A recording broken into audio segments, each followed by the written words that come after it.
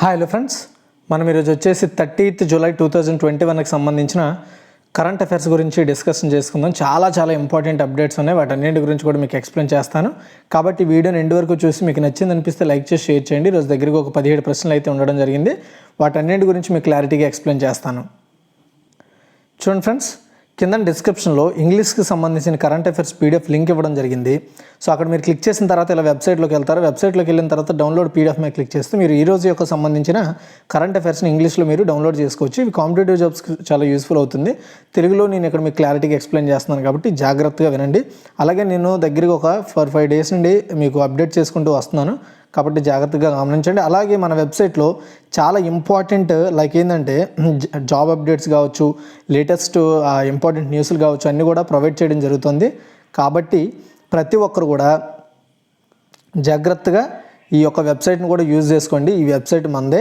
And అంతేకాకుండా నేను లేటెస్ట్గా కర్ణాటక సీఎంస్ లిస్ట్ని కూడా అప్డేట్ చేశాను. ఎవరైనా చూడాలనుకుంటే మీరు చూడవచ్చు. ఇదిగోండి, ఇక్కడ మొత్తం లిస్ట్ ఉంటుంది. ఇలా మీరు లింక్ మీద క్లిక్ చేసిన తర్వాత చూడండి, ఇక్కడ మీకు ఫుల్గా మొత్తం లిస్ట్ అయితే ఉంటుంది. ఏ సంవత్సరం నుండి ఏ సంవత్సరం వరకు ఎవరెవరు పనిచేశారనేది జాగ్రత్తగా చూసుకోవచ్చు. ఈరోజు మనం ఫస్ట్ క్వశ్చన్ చూసుకుంటే, కేంద్ర ఎర్త్ సైన్సెస్ మంత్రిత్వ శాఖ నూతన కార్యదర్శిగా ఎవరు నియమితులయ్యారు? ఆన్సర్ చూసుకున్నట్టయితే అశుతోష్ శర్మ అండి. సైన్స్ అండ్ టెక్నాలజీ విభాగానికి కార్యదర్శిగా అంటే సెక్రటరీగా ఉన్న అశుతోష్ శర్మను ఎర్త్ సైన్సెస్ మంత్రిత్వ శాఖకి అంటే ఎర్త్ సైన్సెస్ మినిస్ట్రీకి అదనపుగా అంటే అతనికి ఇంకొక ఎక్స్ట్రాగా బాధ్యతలు అప్పచెప్పారన్నమాట కార్యదర్శిగా. అండ్ రెగ్యులర్ పోస్ట్ని నియమించే వరకు తదుపరి ఉత్తర్వులు అంటే వేరే ఒక వ్యక్తిని నియమించే వరకు ఆ పదవిలో ఇతనే కొనసాగుతారు అశుతోష్ శర్మ గారు. ప్రధానమంత్రి నరేంద్ర మోదీ గారి అధ్యక్షతన కేబినెట్ నియామకాల కమిటీ ఈ నిర్ణయాన్ని తీసుకుంది. వ్యవసాయ మరియు రైతు సంక్షేమ శాఖ కార్యదర్శి సంజయ్ అగర్వాల్కు కొత్తగా ఏర్పడిన సహకార మంత్రిత్వ శాఖ కార్యదర్శిగా పదవికి అదనపు బాధ్యతలు అప్పగిచ్చారు. చాలా ఇంపార్టెంట్ అండి. ఇది లేటెస్ట్గా ఈ యొక్క మినిస్ట్రీని ఏర్పాటు చేశారు. రీసెంట్గా కొత్త క్యాబినెట్ మినిస్ట్రీని అపాయింట్ చేసినప్పుడు ఈ యొక్క మంత్రిత్వ శాఖను కూడా నియమించారు. ఈ మంత్రిత్వ శాఖ అమిత్ షా గారు వచ్చేసి మినిస్టర్గా ఉంటారు. దీనికి సెక్రటరీగా సంజయ్ అగర్వాల్ గారు ఉంటారు. ఇప్పుడు ఇతను ప్రజెంట్ వ్యవసాయ మరియు రైతు సంక్షేమ శాఖ మంత్రిత్వ శాఖకి కార్యదర్శిగా ఉన్నారు. దాంతోపాటు ఇప్పుడు సహకార మంత్రిత్వ శాఖ కూడా అడిషనల్గా సెక్రటరీగా వర్క్ చేస్తారు. తర్వాత సెకండ్, డిఫెన్స్ ఎక్స్పో 2022 ఏ నగరంలో జరగనుంది? ఆన్సర్ చూసుకున్నట్టయితే గాంధీనగర్ అండి. చాలా ఇంపార్టెంట్ ఇది. డిఫెన్స్ ఎక్స్పో రక్షణ మంత్రిత్వ శాఖ యొక్క ప్రధాన కార్యక్రమం కింద చేస్తుంది. ఈ డిఫెన్స్ ఎక్స్పో అంటే ఏంటి అంటే మన దేశానికి చెందిన చాలా డిఫెన్స్కి సంబంధించిన ఉత్పత్తుల్ని, ఎక్విప్మెంట్ని అక్కడ ఎగ్జిబిట్ చేస్తుంది. అంతేకాకుండా విదేశీకి సంబంధించిన దేశాల యొక్క ప్రదర్శనను ఇందులో పార్టిసిపేట్ చేయడానికి ఇన్వైట్ చేస్తుంది. అలా వచ్చిన దేశాలు ఏవైనా నచ్చితే కావాలంటే టైఅప్ అవుతాయి. అలాగే మన దేశం కూడా ఆ దేశాలతో టైఅప్ అవుతుంది. రీసెంట్గా లాస్ట్ ఎడిషన్ 11వ ఎడిషన్ వచ్చేసి లక్నోలో జరిగింది. లక్నో అంటే వచ్చేసి ఉత్తరప్రదేశ్లో జరిగింది. ఇప్పుడు గాంధీనగర్లో అంటే గుజరాత్లో జరగబోతుంది అనమాట. అది ఎప్పటి నుండి మార్చి 11 నుండి మార్చి 11 నుండి 13 వరకు 2022 అంటే వచ్చే సంవత్సరంలో 12వ ఎడిషన్ జరగబోతుంది గుజరాత్లో. అండ్ మొట్టమొదటిగా జరుగుతుంది అనమాట. పెద్ద రక్షణ ప్రదర్శన ఇది. గుజరాత్లో జరుగుతున్న అతిపెద్ద ప్రదర్శన, ఎగ్జిబిషన్ ఇది. ఈ కార్యక్రమానికి చివరి ఎడిషన్ వచ్చేసి ఉత్తరప్రదేశ్లో జరిగింది, చెప్పాను కదా. దీని ద్వారా ఏంటంటే ఎక్కువ మంది వేరే దేశాల నుండి విజిటర్స్ వస్తారు. కంపెనీలు కూడా ఆ యొక్క టెక్నాలజీని కావాలనుకున్నా లేదా మన దేశాలకు సంబంధించి ఏదైనా టెక్నాలజీని ఎక్విప్మెంట్ కావాలంటే మన దేశాలతో టైఅప్ అవుతాయి. కిందటి లాస్ట్ ఎడిషన్లో అంటే ఉత్తరప్రదేశ్లో జరిగిన ఎడిషన్లో డిఫెన్స్ ఎక్స్పోలో 12 లక్షల పైగా సందర్శకులు రావడం జరిగింది. దీని ద్వారా ఏంటంటే ఆర్థికంగా మనం చాలా బలపడతాము. అదేవిధంగా మన దేశం కూడా కొత్త ఎక్విప్మెంట్లు తయారు చేయడానికి చాలా యూస్ఫుల్గా ఉంటుంది. తర్వాత థర్డ్ వన్, ఏ దేశం కొబ్బరి అభివృద్ధి బోర్డు బిల్లు 2021 ఆమోదించింది అంటే మన ఇండియానండి, భారతదేశం. ఆన్సర్ చూడండి, రాజ్యసభలో కొబ్బరి అభివృద్ధి బోర్డు బిల్లు 2021 ఆమోదించింది.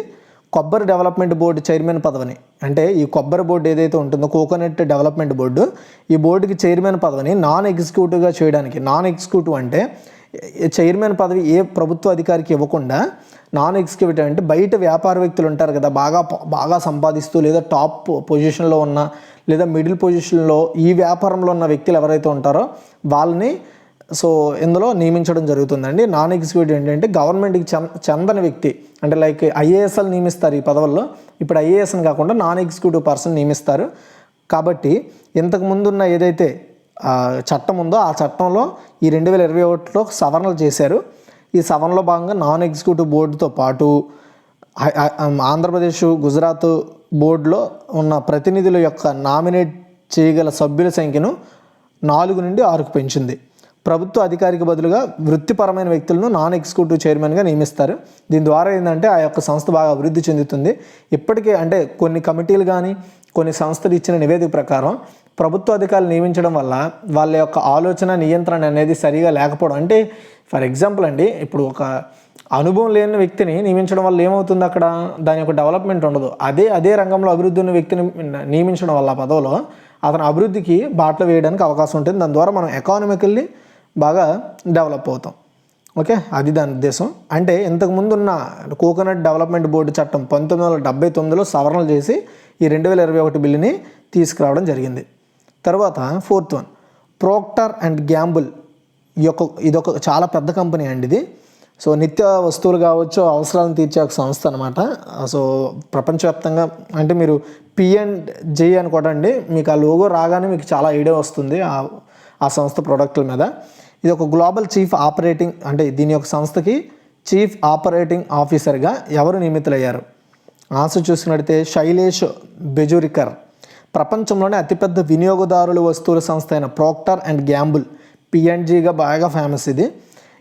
దీనికి గ్లోబల్ CEOగా శైలేష్ బెజురికర్ని నియమించారు. అయితే ఇలాంటి ఒక పదవిలో, ఇలాంటి ఒక గ్లోబల్ సంస్థ, ఈ సంస్థలో మొట్టమొదటిగా ఈ యొక్క సంస్థకి COO అంటే చీఫ్ ఆపరేటింగ్ ఆఫీసర్ పదవిని చేపట్టిన మొట్టమొదటి భారతీయుడు శైలేష్ బెజురికర్, గుర్తుపెట్టుకోండి. అయితే జోన్ మెల్లెర్ డేవిడ్ టేలర్ నుండి ఇతను, అంటే ఇంతకుముందు ఆ పదవిలో జోన్ మెల్లెర్ డేవిడ్ టేలర్ ఉండేవారు, అతని నుండి ఇప్పుడు ఈ బాధ్యతలు తీసుకుంటారు. అయితే ఇతను COOగా Latin America, India, Middle East, Africa, ఆగ్నేషియా, అలాగే తూర్పు యూరోప్లలో ఇతను లాభ నష్టాలను అనాలిసిస్ చేయాల్సి ఉంటుంది. ఓకే, గుర్తుపెట్టుకోండి.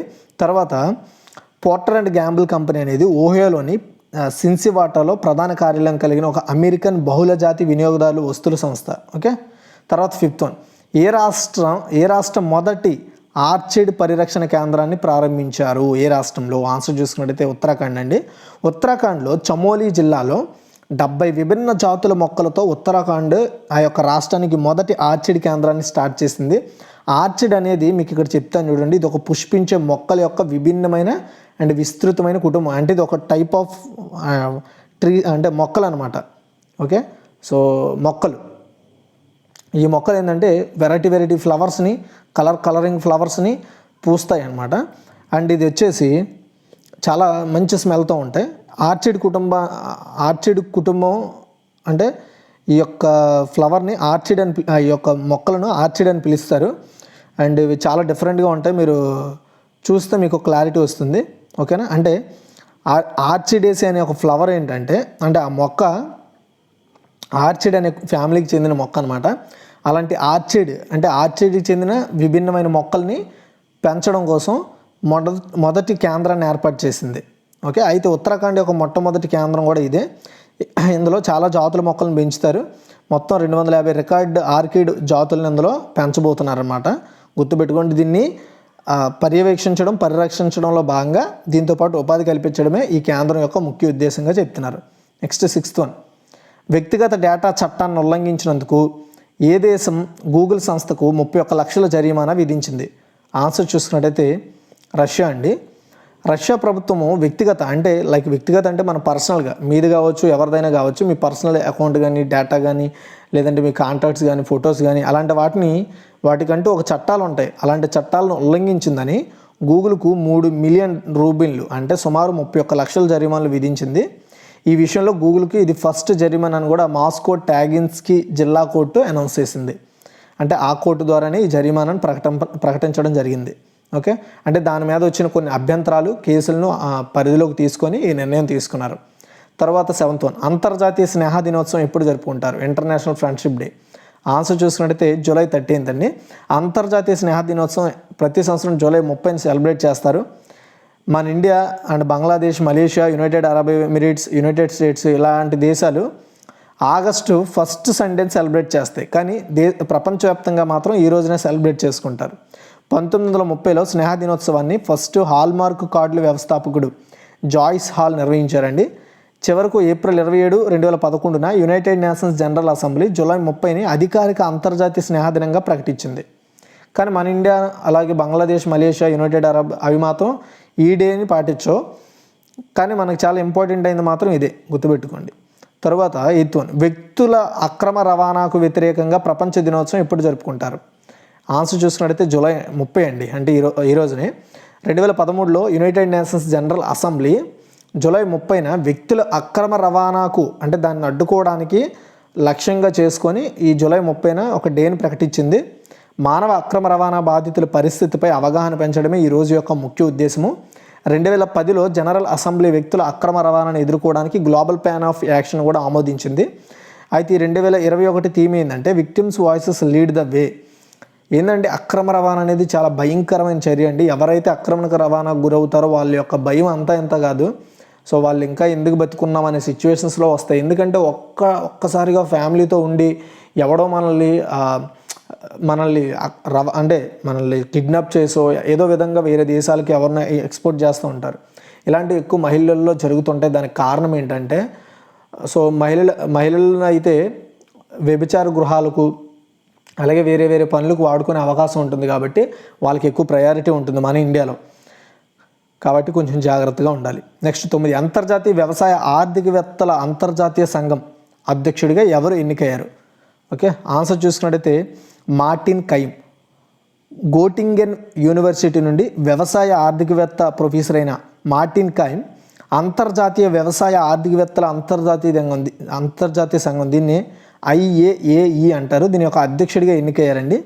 అయితే ఐఏఈ దాదాపు 100 సంవత్సరాల ఎక్స్పీరియన్స్ ఉన్న సంస్థ. దీనికి అన్ని ఖండాల్లో సభ్యులు ఉన్నారు. IAEA అనేది వ్యవసాయ ఆర్థికవేత్తల యొక్క ప్రపంచవ్యాప్త సభ్యతత్వ సంఘం. దీని యొక్క లక్ష్యం ఏంటంటే ఆర్థికవేత్తల యొక్క సాధారణ వ్యాపార ప్రయోజనాలను ప్రోత్సహించడం, అలాగే వారి పనిలో ప్రధానంగా వ్యవసాయం యొక్క ఆర్థిక శాస్త్రం అధ్యయనం చేయించడమే దీని యొక్క ఉద్దేశం. Okay, and 10 international clean air catalyst programme కోసం ఇండియా నుండి ఎంపికైన ఏకైక నగరం ఇది. చాలా ఇంపార్టెంట్ క్వశ్చన్. ఆన్సర్ చూసుకున్నట్టయితే ఇండోర్. ఓకే, చూడండి, international clean air catalyst programme కోసం ఇండియా నుండి ఎంపికైన ఏకైక నగరం ఇండోర్ అండి. నగరం యొక్క గాలిని శుద్ధి చేయడానికి ఈ ప్రాజెక్టు 5 ఏళ్ల పాటు పనిచేస్తుంది ఈ ఇండోర్లో. ఇది తక్కువ మరియు మధ్య ఆదాయ దేశాల్లో స్వచ్ఛమైన గాలి పరిష్కారాలను వేగవంతం చేయడం కోసం US agency for international development అలాగే ప్రపంచ సంస్థల గ్లోబల్ కన్సార్టియం వీళ్ళిద్దరూ సంయుక్తంగా ప్రారంభించిన ఒక ఇంపార్టెంట్ ప్రోగ్రామ్ ఇది. ఓకే, తర్వాత 11 భారతదేశంలో ఏ రాష్ట్రం నుండి రాజా మిర్చాను తొలిసారిగా లండన్కు ఎగుమతి చేశారు? ఆన్సర్ చూసుకున్నట్టయితే నాగాలాండ్ అండి. నాగ్ కింగ్ మిల్లీ అని కూడా పిలువబడే 250 కిలోగ్రాములకు పైగా రాజా మిర్చాని ఏమని పిలుస్తారు? నాగ్ కింగ్ అని కూడా పిలుస్తారు. నాగాలాండ్లో పండిస్తున్నారు. దీన్ని ఫస్ట్ టైము నాగాలాండ్ నుండి లండన్కి ఎక్స్పోర్ట్ చేశారు. రాజా మిర్చాక 2008లో భౌగోళిక సూచిక, ఓకేనండి, గుర్తుపెట్టుకోండి. సో GI ట్యాగ్ అనమాట, GI ట్యాగ్ అనేది వచ్చింది. దీనికి GI ట్యాగ్ రావడం వల్ల ఏంటంటే దీనికి ప్రపంచ గుర్తింపు వస్తుంది. స్కోవెల్లీ హీట్ యూనిట్ల ఆధారంగా ప్రపంచంలో అత్యంత హాటెస్ట్ మిరపకాయల జాబితాలో ఇది మొదటి 5 స్థానంలో నిలిచింది రాజా మిర్చా నాగ్ కింగ్ అనేది. అయితే దీనికి చాలా డిఫరెంట్ స్మెల్ కూడా ఉంటుంది. వ్యవసాయం అలాగే processed food products export development authority, Nagaland state agriculture marketing board సమన్వయంతో నాగాలాండ్లో ఉన్న పెరిన్ జిల్లా నుండి దీన్ని లండన్కి ఎగుమతి చేశారు. తర్వాత 12 ఇంట్రిన్సిక్ అనే ఒక రోబోటిక్స్ కంపెనీని ఏ సంస్థ ప్రారంభించింది? చాలా ఇంపార్టెంట్. ఆన్సర్ వచ్చేసి ఆల్ఫాబెట్. ఎందుకు ఇంపార్టెంట్ అనంటే ఆల్ఫాబెట్ అనేది గూగుల్ యొక్క మాతృ సంస్థ అండి. ఈ యొక్క సంస్థ ఏం చేసిందంటే సొంతంగా రోబోని డెవలప్ చేయడానికి, ఆర్టిఫిషియల్ ఇంటెలిజెన్స్ ద్వారా రోబోని డెవలప్ చేయడానికి, రోబోల యొక్క వ్యాపారంలో బిజినెస్లో కూడా ఇంప్రూవ్మెంట్ అలాగే ఇంట్రొడ్యూస్ అవ్వడం కోసం సో ఆల్ఫాబెట్ సంస్థ అనేది ఇంటర్నిక్స్ అనే ఒక కొత్త రోబోటిక్స్ సంస్థను డెవలప్ చేసింది. సో ఈ సంస్థ అనేది రోబోట్ల కోసం ఒక ప్రత్యేకమైన సాఫ్ట్వేర్ని డెవలప్ చేస్తుంది. అలాగే కొన్ని రోబోట్లను కూడా డెవలప్ చేసి ప్రపంచ దేశాలకి అమ్ముతుంది అనమాట. ఓకే, అంటే తక్కువ ఖర్చుతో మంచి సౌకర్యవంతంగా రోబోలు తయారు చేయడము, సాఫ్ట్వేర్ని డెవలప్ చేయడం చేస్తుంది రోబోల కోసం. తర్వాత 13, ఏ దేశ క్రికెట్ బోర్డు మాజీ అధ్యక్షుడు ముజిబుర్ రెహమాన్ కన్నుమూశారు? చాలా ఇంపార్టెంట్. ఆన్సర్ వచ్చేసి బంగ్లాదేశ్ అండి. బంగ్లాదేశ్ మాజీ క్రికెట్ బోర్డు, దీన్ని బీసీబీ అంటారు. దీని యొక్క అధ్యక్షుడైన ముజిబుర్ రెహమాన్, మాజీ అధ్యక్షుడు ముజిబుర్ రెహమాన్ జూలై 28న చనిపోవడం జరిగింది. అది కొంచెం లేట్గా న్యూస్ వచ్చింది. ఇది రెహమాన్ దాదాపు 7 సంవత్సరాలుగా క్యాన్సర్తో బాధపడుతున్నాడు. అతను సెప్టెంబర్ 1981 నుండి జనవరి 1983 వరకు బీసీబీ అధ్యక్షుడిగా పనిచేశారు. ప్రస్తుతం BCB president Najmul Hasan Papon commodore Mujibur Rahman కుటుంబానికి సంతాపాన్ని వ్యక్తం చేశారు. ప్రజెంట్ బీసీబీ ప్రెసిడెంట్ ఎవరండి? నజ్ముల్ హసాన్ పాపోన్ కమోడోర్. నెక్స్ట్ 14, ఏ ఐఐటి పరిశోధకులు 4 కేజీల బరువున్న తేలికపాటి హెలికాప్టర్ను అభివృద్ధి చేశారు? ఆన్సర్ చూసుకున్నట్టయితే ఐఐటి కాన్పూర్ అండి. Indian institute of technology Kanpur పరిశోధకులు 4 కేజీల బరువు ఉండే ఒక హెలికాప్టర్ని డెవలప్ చేశారు. ఇది ప్రపంచంలో మొదటి హైబ్రిడ్ ఎయిర్ షో ఏరో ఇండియా 2021లో దీన్ని ప్రదర్శించారు. కాకపోతే అప్పటికి అది పూర్తి కాలేదు. 13వ ఎడిషన్ హైబ్రిడ్ ఎయిర్ షో బెంగళూరులో జరిగింది ఫిబ్రవరి 2021లో. యలహంక ఎయిర్ ఫోర్స్ స్టేషన్ కేంద్ర రక్షణ మంత్రి రాజ్నాథ్ సింగ్ స్టార్ట్ చేశారు. ఈ ఈవెంట్ యొక్క అత్యంత ఆకర్షణీయమైన ముఖ్యాంశాల్లో ఇది కూడా ఒకటనమాట. కాకపోతే ఏంటంటే అప్పటికి అది పూర్తి స్థాయిలో కంప్లీట్ అవ్వలేదు. ఇప్పుడు అది పూర్తి స్థాయిలో కంప్లీట్ అయిందనమాట. దీని ద్వారా ఏంటంటే మెడికల్ వస్తువులు కావచ్చు, అంటే లైక్ సైనికులు మారుమూల ప్రాంతాలు ఉంటే వాళ్ళకి కావచ్చు, లేదా మారుమూల ప్రాంతాలకి హెల్త్ ఎక్విప్మెంట్ కావచ్చు, లేదా సరుకులు కావచ్చు, డెలివరీలు చేయడానికి ఇది బాగా ఉపయోగపడుతుంది. అంటే ఇది 4 కేజీల బరువు మాత్రమే ఉంటుంది హెలికాప్టర్. తర్వాత 15, ఏ దేశం తన సొంత క్రిప్టో కరెన్సీ ఈ నైరాను ప్రారంభిస్తున్నట్లు ప్రకటించింది? నైజీరియా అండి. డిజిటల్ కరెన్సీని ప్రారంభించే క్లబ్ ఆఫ్ నేషన్లో నైజీరియా కూడా చేరిందని చెప్పాలి. ఆఫ్రికన్ దేశం అయిన నైజీరియా తన సొంత క్రిప్టో కరెన్సీ అయిన ఈ నైరాను ప్రారంభించాలని ఆలోచనలో ఉంది. ఆలోచన కాదు, ప్రారంభిస్తుంది. కాకపోతే టైం పడుతుందని చెప్తున్నారు. ఫిబ్రవరి 2021లో నైజీరియా తన బ్యాంకులు అలాగే ఆర్థిక సంస్థల్లో క్రిప్టో కరెన్సీలో లావాదేవీలు నిర్వహించకుండా నిషేధం విధించింది. కానీ ఇప్పుడు అదే క్రిప్టో కరెన్సీని వాడుకలోకి తీసుకురాబోతోంది. దాని పేరు ఈ నైరా. చాలా మంచి విషయం. క్రిప్టో కరెన్సీ అనేది ఏంటంటే ఎకానమికల్లీ చాలా స్ట్రాంగ్గా నిలబెడుతుంది ఆ దేశాన్ని. చూద్దాం ఏమవుతుందో. నెక్స్ట్ ఇంకా మన దేశం కూడా రీసెంట్గా ఆర్బీఐ అనౌన్స్ చేసింది త్వరలో మనం కూడా క్రిప్టో కరెన్సీని తీసుకొస్తామని. తర్వాత 16, ఏ రాష్ట్ర ప్రభుత్వం మిషన్ నిర్యాటక్ బానో ప్రచారాన్ని ప్రారంభించింది? ఆన్సర్ చూసుకున్నట్టయితే రాజస్థాన్ అండి. రాజస్థాన్ ప్రభుత్వం పరిశ్రమల విభాగం, అంటే రాజస్థాన్కి చెందిన RIICO అంటే ఆ రాష్ట్రానికి చెందిన పారిశ్రామిక అభివృద్ధి పెట్టుబడుల కార్పొరేషన్ అనమాట. అది రాష్ట్రంలో ఎగుమతిదారులను ప్రోత్సహించడం కోసం మిషన్ నిర్యాటక్ బానో ప్రచారాన్ని ప్రారంభించింది. ఇది 6 దశల్లో ఆ వ్యాపారాలను విదేశాలకు విస్తరించడం కోసం వాళ్ళని తయారు చేస్తుంది. అలాగే వాళ్ళకి కావాల్సిన సదుపాయాలని అండ్ విదేశాల్లో కూడా ఈ వ్యాపారాన్ని డెవలప్ చేసుకోవడానికి కావాల్సిన ఆలోచనని పరిజ్ఞానాన్ని ఆ యొక్క వ్యాపారులకు అందిస్తుంది. ఓకే, అయితే RIICO అంటే Rajasthan state industrial development and investment corporation. తర్వాత 17 అండి, ఒలింపిక్స్లో మెడల్ గెలిచిన ప్రతి భారతీయ అథ్లెట్కు జీవితకాలం ఉచిత సినిమా టికెట్స్ ప్రకటించిన సంస్థ ఇది. కొంచెం వెరైటీగా ఉన్న ఇంపార్టెంట్, ఎందుకంటే జీవితకాలం సినిమా టికెట్లు ఇవ్వడం అంత చిన్న విషయం కాదు. ఆన్సర్ చూసుకున్నట్టయితే ఐనాక్స్ అండి. ఒలింపిక్స్లో మెడల్ గెలిచిన వ్యక్తులు ఎవరైతే ఉంటారో, భారత అథ్లెట్స్ ఎవరైతే ఉంటారో వాళ్ళకి లైఫ్ లాంగ్ ఫ్రీగా సినిమా టికెట్లు ఇస్తామని ఐనాక్స్ కంపెనీ అనౌన్స్ చేసింది. అలాగే ఈ ఒలింపిక్స్లో మెడల్తో ఇంటికి వచ్చే వారికి ఇస్తామని చెప్పింది. అండ్ ఒలింపిక్స్లో క్వాలిఫై అయిన ప్రతి అథ్లెట్ కూడా ఏడాది పాటు, అంటే క్వాలిఫై అయిన వ్యక్తికి, ఒలింపిక్స్కు క్వాలిఫై అయిన వారికి కూడా ఏడాది పాటు ఫ్రీగా టికెట్లు ఇస్తామని చెప్పింది. దేశంలో ఐనాక్స్కు మొత్తం 648 మల్టీప్లెక్స్లు ఉన్నాయి. ఓకే, ఇది ఈరోజు యొక్క టోటల్ ఇన్ఫర్మేషన్. కేంద్ర ఎర్త్ సైన్సెస్ మంత్రిత్వ శాఖ నూతన కార్యదర్శిగా ఎవరు నియమితులయ్యారు అంటే అశుతోష్ శర్మ. అలాగే డిఫెన్స్ ఎక్స్పో 2022 ఏ నగరంలో జరుగుతుంది అంటే గాంధీనగర్ జరగనుంది. 2022లో అంటే గాంధీనగర్. ఏ దేశం కొబ్బరి అభివృద్ధి బోర్డు బిల్లు 2021 ఆమోదించిందంటే భారతదేశం. అలాగే నెక్స్ట్ క్వశ్చన్ చూసుకుంటే Procter and Gamble global chief operating ఆఫీసర్గా ఎవరు నియమితులయ్యారు అంటే శైలేష్ బిజురికర్. ఇతను మొదటి వ్యక్తి అనమాట ఈ కంపెనీలో ఇంత పెద్ద పోస్ట్కి నియమితులు కావడం. ఏ రాష్ట్రం మొదటి ఆర్చిడ్ పరిరక్షణ కేంద్రాన్ని ప్రారంభించారంటే ఉత్తరాఖండ్లో. వ్యక్తిగత డేటా చట్టాన్ని ఉల్లంఘించినందుకు ఏ దేశం గూగుల్ సంస్థకు 31 లక్షల జరిమానా విధించిందంటే రష్యా.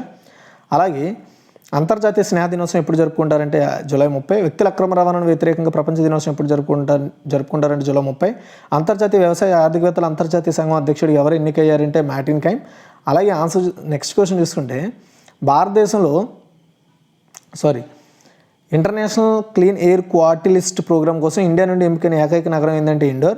భారతదేశంలో ఏ రాష్ట్రం నుండి రాజా మిర్చాను తొలిసారిగా లండన్కి ఎగుమతి చేశారంటే నాగాలాండ్ నుండి. ఇంటర్నిక్స్ అనే ఒక రోబోటిక్స్ కంపెనీ ఏ సంస్థ ప్రారంభించిందంటే ఆల్ఫాబెట్, గూగుల్ యొక్క మాతృ సంస్థ అది. ఏ దేశ క్రికెట్ బోర్డు మాజీ అధ్యక్షుడు ముజిబుర్ రెహమాన్ కన్మూశారంటే బంగ్లాదేశ్. అలాగే ఏఐటి పరిశోధకులు 4 కేజీల బరువు ఉన్న తేలికపాటి హెలికాప్టర్ను అభివృద్ధి చేశారంటే ఐఐటి కాన్పూర్ వాళ్ళండి. ఏ దేశం తన సొంత క్రిప్టో కరెన్సీ ఈ నైరాను ప్రారంభిస్తున్నట్లు ప్రకటించిందంటే నైజీరియా. అలాగే ఏ రాష్ట్ర ప్రభుత్వం మిషన్ నిర్యాటక్ భాను అనే ప్రచారం ప్రారంభించిందంటే రాజస్థాన్. అండ్ ఒలింపిక్స్లో మెడల్ గెలిచిన ప్రతి భారతీయ అథ్లెట్ జీవితకాలం ఉచిత సినిమా టికెట్స్ ప్రకటించిన సంస్థ ఏంటంటే INOX. Thanks for watching guys.